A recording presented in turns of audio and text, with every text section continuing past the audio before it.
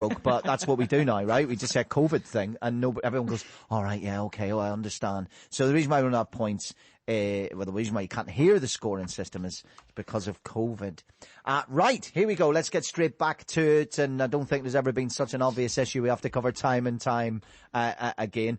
I want you to tell me this. Imagine a world where the so-called Big Six had broken away to European Super League and then were booted out of domestic football. What's the one fixture you'd call a must-watch this weekend that doesn't have a Big Sixer anywhere near it? Jenny of the Ryan. I'm going to talk about a fixture taking place at the seaside. There's a team with a storied past, and they're fighting for return to glory days. This side play in white and blue. They have a very near neighbour who was involved in that Super League debacle, and they're riding high in their league thanks to an almost miraculous run of results over the last couple of months. Automatic promotion is almost within their grasp. This is a 6-pointer. It's sure to be a gripping affair. Colin, I know you know what I'm going to say, and you are wrong. Of course, I'm talking about Espanyol versus Las Palmas in the Spanish second division. Yeah, you can go. Yeah, you absolutely can go there. And let's face it, better seaside. Jim. Bournemouth against Brentford in the Championship. Yeah, Third against fifth. Norwich are already up. Watford could probably go up today. So it's really about making sure that they're in the playoff contention. And what's really interesting about this is it's kind of old school way of getting yourself up to the Premier League against the new system. Old school is you get a bloke with a lot of money, a Russian oligarch in the case of Bournemouth, to back you. And then Brentford, it's new school. It's used data. It's used young players. It's used let's get a different way of doing it. It's a real test and a real challenge, and will be fascinating to see who comes out on top. Yeah, and the other one you had in Norwich, who've went up without spending big money in the Premier League and coming down, and without spending big money to go back up again. And of course, balance. Watford, who brilliantly just stick with the manager, and all will be well.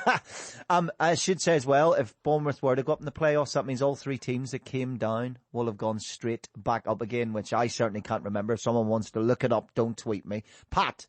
Right, my two teams are playing at the same time. You asked what's a must-watch. Well, I'm taking this literally. I mean, for me. Chelsea and Hibs are both playing at the same time tonight. Yes. You're not allowing me to watch Chelsea. It's a complete no-brainer. I'm going to watch Hibs versus Motherwell. There's no problem with that, except for one little thing in the back of my mind. The last time I had this choice between Hibs and Chelsea, they were both playing the cup final. And I chose Hibs. I did the decent thing, and I went to see Hibs, who got beaten that cup final 5-1 by Heart of Midlothian. Chelsea, on the same day and on the same night, won their first and only Champions League final. Yeah. But I watched my other team getting beat 5-1 by Hibs. Nice. Bad choice. Ellis. It's the kind of fixture that the 12 architects behind the ESL simply would not understand. It is Barnsley versus Rotherham United at Oakwell. Barnsley are 6th, snuck into the playoff places. Rotherham are 3rd from bottom, so they could go down. Games in hand. Yeah, but those two clubs are 13 miles apart, so big Yorkshire rivals. I mean, it means a huge amount to those two sets of supporters, and certainly if there were fans at Oakwell today, it would be a fantastic occasion. I'm not playing the music in today because of this COVID. It's been Charlie, who's worked in the team for ages, is playing it. And Charlie, could you stop playing Hovis every time somebody mentions Yorkshire? Because I'm going to get tweets about it. Very good, and I think those 4 answers told us unequivocally, let's never book the top 6 out of football. Right, Mark Williams defended us, by the way.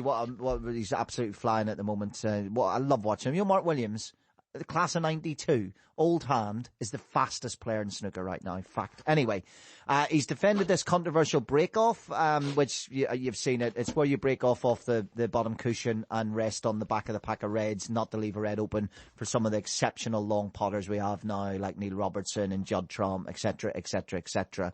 Anyway, there's a lot of nonsense being talked about it. It's not going to get banned. There's not really that big a deal. But anyway, he said there's a lot more going on in the world to worry about than my poxy break-off. Haven't they got anything better to do than asking players if it should get banned?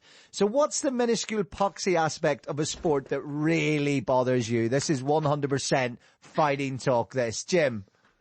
I get fed up every time a footballer takes a corner with this nonsense about whether the ball is on the line or not. Just put it in the D. Does it make a difference? Really, does it make a difference that you got it fractured over the line? And every time it happens, every time the assistant referee has to come over and check, get his slide rule out. It's ridiculous. Put it in the D and kick it. I'm so glad you went that way, because you could have went the other way and said, why do the referees have to be so pedantic about it being in that D? But it's the rules. Just put it in. I'm with you. Well done. Pat. Right. Do you know running the ball at play? Defender putting his or her body in the way, right? Yes. So that you can't go and challenge, right? I would make a minor rule change there. You should be able to run at full speed and drop kick the defender in the back of his back with 12 studs like Eric Cantona on Angel Dust. Come on, we all agree with that, don't we? Similarly, holding it at the corner flag to waste time at the end. I think, again, amend the rules. You're allowed to pick up the corner flag and smash them with the corner flags and then carry on playing. I don't think that's too much. I don't think it's too harsh. I don't think it's too extreme. Mainly just advocating violence in football there. Jenny, what is the one little small thing in sport that grinds your gears? I mean, those all sound like proper things to me. They're not poxy. Mine's actually poxy. You know, when people have a newborn baby and they buy a romper suit in the club colours, and then they send a photo into the programme and go, it's the world's youngest Fulchester fan, and you're like, get a grip. That's poxy. Yeah, that's brilliant. Clothing for kids, sports clothing for kids is brilliant. Ellis.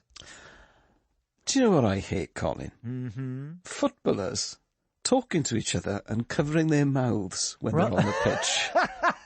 What are you saying? What are you saying? Come on. Two things, right? Well, three things. You'd have to employ a lip reader. Yeah. And point number two. Or just be a lip reader. Who's a lip reader in this day and age?